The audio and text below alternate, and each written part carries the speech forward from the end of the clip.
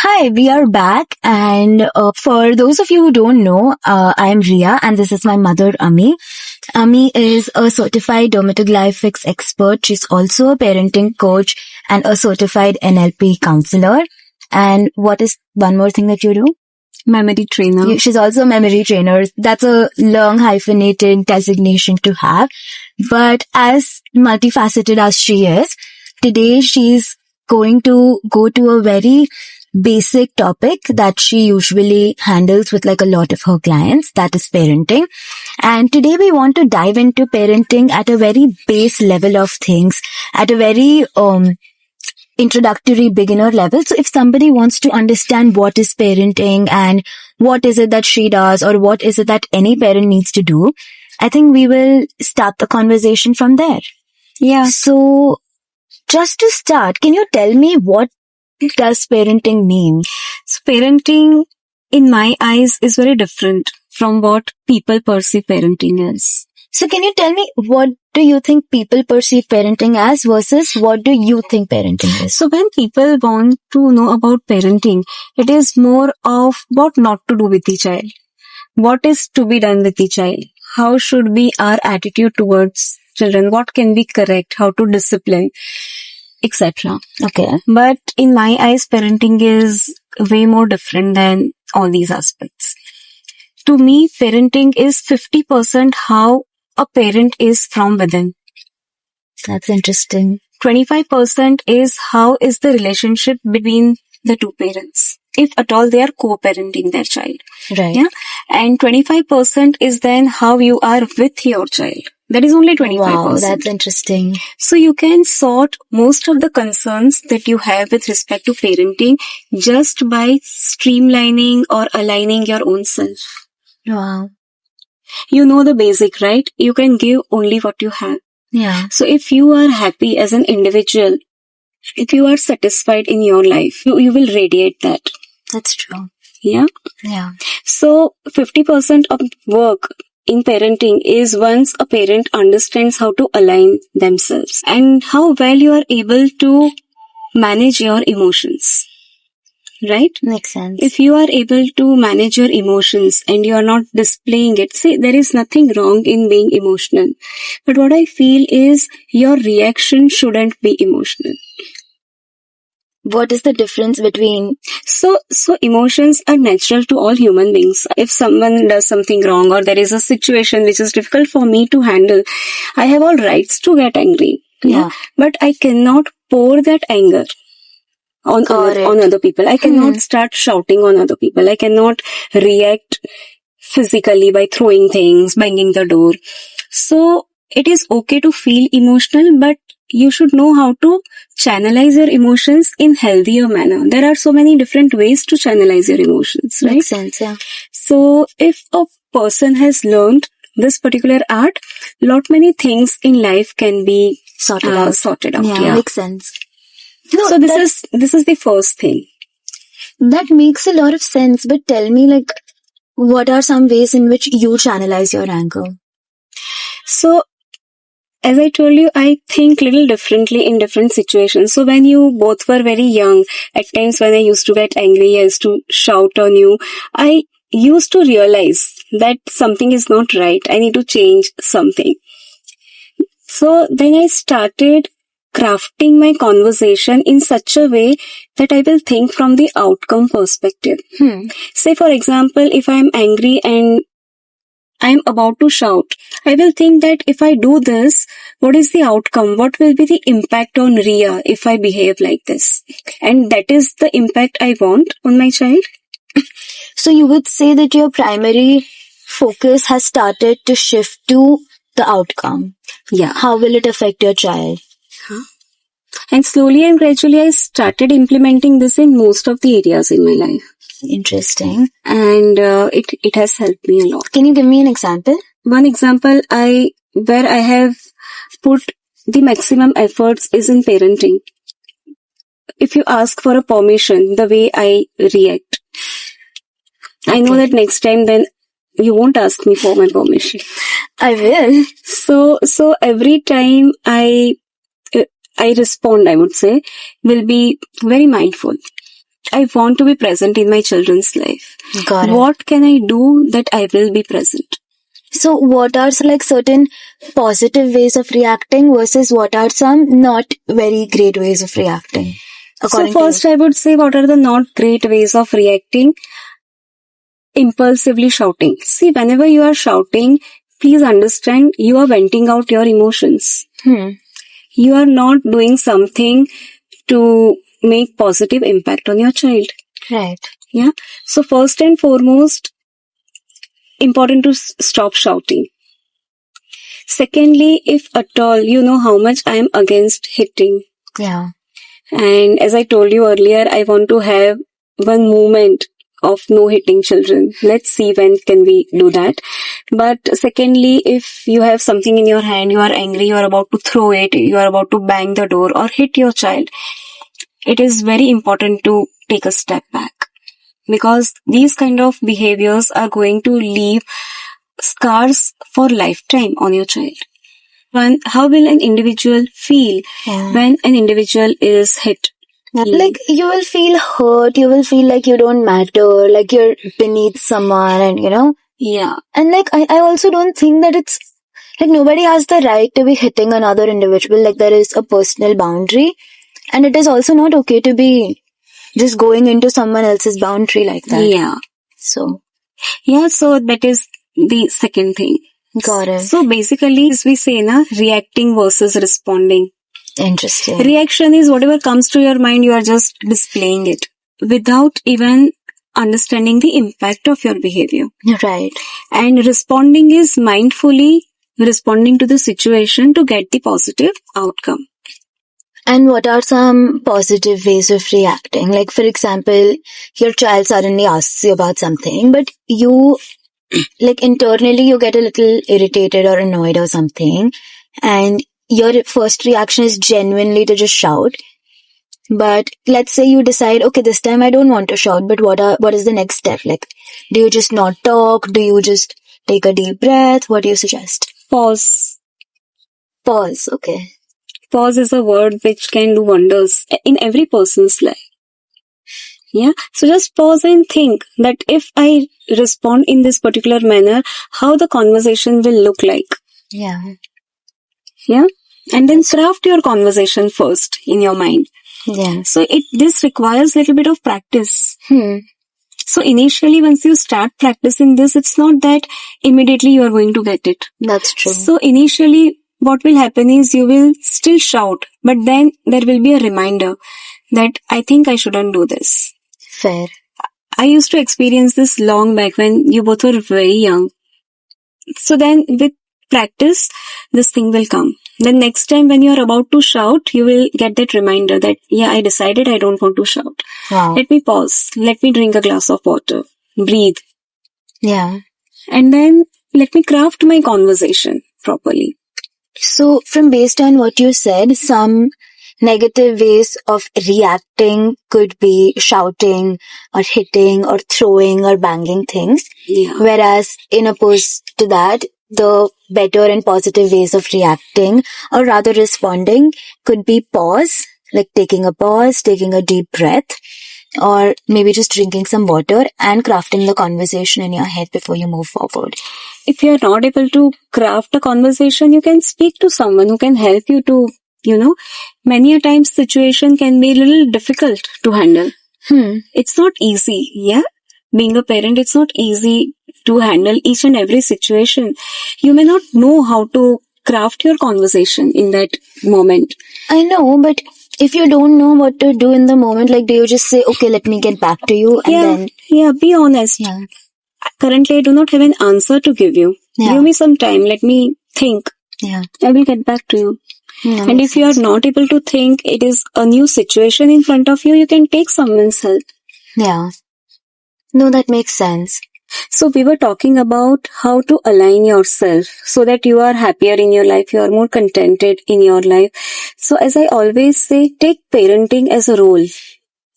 Don't make parenting as your life. Okay. So life is different from life roles, right? I always say that. So there are so many different roles that we play in our lives. So what I mean to say is, parenting is a part of your life. It is one of the roles that you are playing, but you also have larger perspectives in your life. Yeah. So if I talk about myself, I am a mother, I am a daughter, I am a daughter-in-law, I am a wife, I am a professional. So live your life holistically and take this thing as just a part. Then you will also play this role more happily. If you make parenting as your life, it is too much for you to take.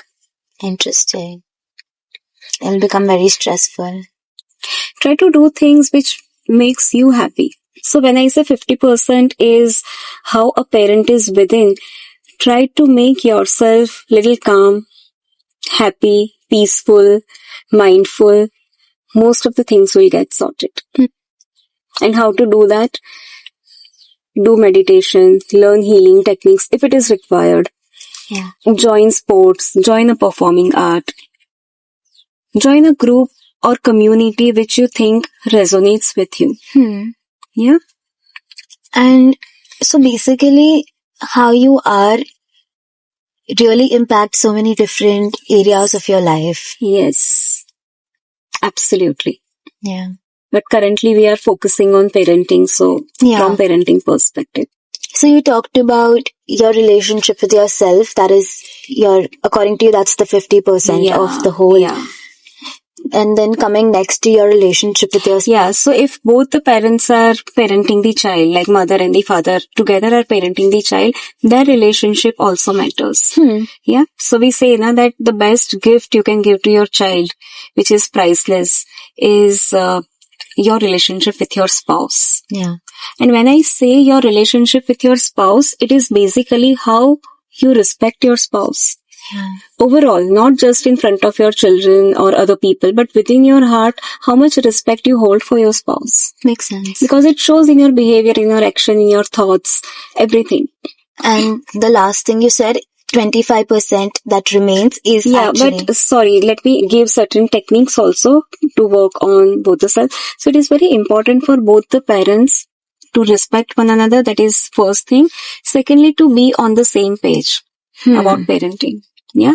So like we have various goals in our life, we also should have parenting goals, parenting style. What values you want to give to your child? What are the do's? What are the don'ts? And aligning with your partner. Makes sense. It's very important. Somehow, if you are not able to be aligned, there is no harm in approaching a counselor. Makes sense. Or a therapist or whosoever can help you to align. But it is important to be together in this journey. Can you give an example of aligning your goals? What could that look like? Yeah, so it can be with respect to your child's academics, it can be with respect to your child's freedom, it can be with respect to your child's value system. Everywhere it is better to be aligned. Yeah. No, that is like... And it's not easy. I know it's not easy because you are two different individuals after all. And both of them will have their own belief systems, value system, thought process. So it's not that easy. But with effort, anything and everything is doable. It's just that you need to make that effort. That's true. And then you said that the last part of the whole pie is your relationship with your children, which is the 25% that remains. Yeah. So if you are able to align yourself with your partner, then only a little bit of 25% remains of how you bond with your child, because most of the things are sorted with these two things. So, Mama, you talk to so many parents every day. You talk to so many children every day. And because of your job, and then you also study the brain in a lot of detail, especially as to what nature and nurture looks like. So can you give me like certain facts about children, or like what are, or like some characteristics of children? Like, a lot of people say, like, it's just common sayings that, oh, like, बच्चे भगवान का रूप होते हैं, or like children are usually very naive and innocent, and like as they age they get like a lot more understanding of things and how the world works. But like what do you think is true, or like what are some things you think about children? So why we say that बच्चे भगवान का रूप रहते हैं? Because when they are born, their belief system is completely blank. And the way parents behave with them, the way parents talk to them is the way their belief system is going to set. Right. Yeah, so they are like a clean slate, I would say. So the kind of exposure they will get, the kind of things we put into their brain Yeah. is the way their brain is going to grow. Yeah. And what else? Like, would you say like children are very impressionable? Yeah, so it varies from child to child. Certain children are highly reflective learners, affective learners. So with them, they are impacted a lot by their environment.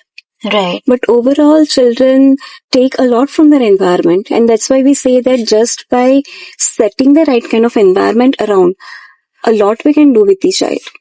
And like even in the environment, like is there like a breakdown of like how much does the school impact, how much do the parents impact, how much do the friends impact? So when a child is young, the biggest impact is of parents.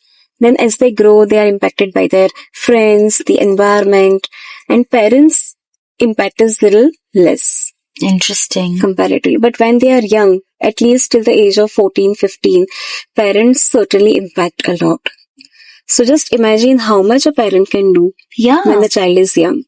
So a lot of the way a child turns out is actually reflection of how it is with their parents. Yeah. That's very interesting. And is there something that parents can do, like certain fundamentals that they can keep in mind at that age time?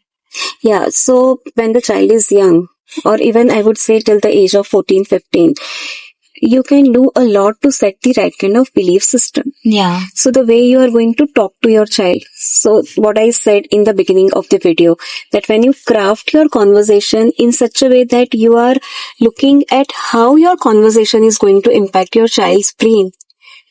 So when you craft your conversation properly, the way you talk to your child is the way the belief system is going to set in the brain. Certain, yeah. The way you talk, the way you behave, the way you look at your child, and even the way you think about your child. Yeah, makes sense. Because in your heart, you think that my child is good for nothing, my child is not that intellectual.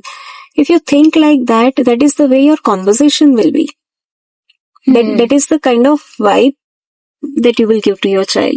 That's true. So child not only absorbs what you say, the way you behave, they also absorb your vibes. That's true. So first of all, what I suggest parents is start framing in your brain how you want to perceive your child. Yeah. Makes sense.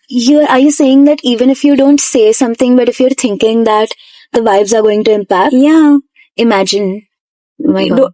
It doesn't happen with you. Many a times someone is there in front of you. The person may not tell you exactly, but you sense how the person is feeling about you. Yeah. And even like many times certain non-verbal cues will give certain things away.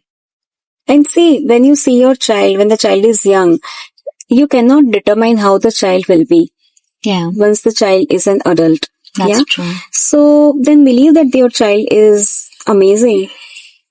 As such, you don't know. So many times we have observed this, that the child is not able to get good grades when the child is young.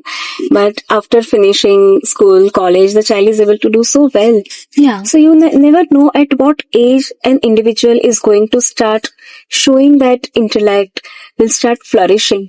That is true. So looking at your child, as such, you cannot determine. Every child learns different skill set at a different age and stage in life. So as parents, the best thing you can do is believe in your child. Give them the right environment, right nurture, right belief system. And then just wait. I love that. Because that is the only thing which is there in your hand. That is true. If you get frustrated, you think that your child is not capable, if you have all doubts in your mind, anyways, it is not going to help. Makes sense. Yeah. Well, I like that. That's a really good direction and makes me think a lot. And I also think a lot of this, like, you can apply it in different ways. Like, just because someone is not good in school does not mean they'll be amazing at their work or like something else. Absolutely. I think people also need to realize how much of it even matters. Like, do marks really matter? Yeah. Or like, what is it that matters? So that is a really interesting perspective. And but what do you do like when a parent is also continuously trying and continuously calmly trying, yet nothing seems to work? Yeah, so then you need to understand na, that do you need to take some extra help? That's why I said it is a good idea to approach a counselor or a therapist when you are not able to find a way. Yeah, You should know how to take help from others. that's true. And if you try, others are there to help you out. Yeah, that is really real. Intention matters, Ria.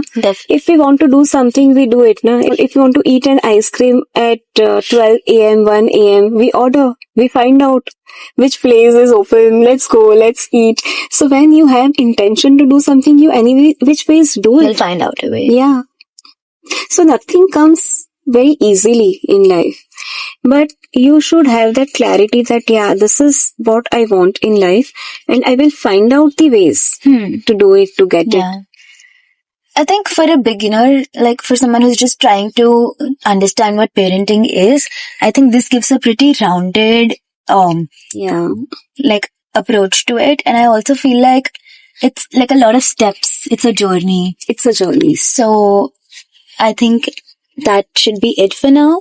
Yeah. And the last thing I would like to add is many a times things may not work the way you want it to be. So you also need to believe in your child's journey. Yeah.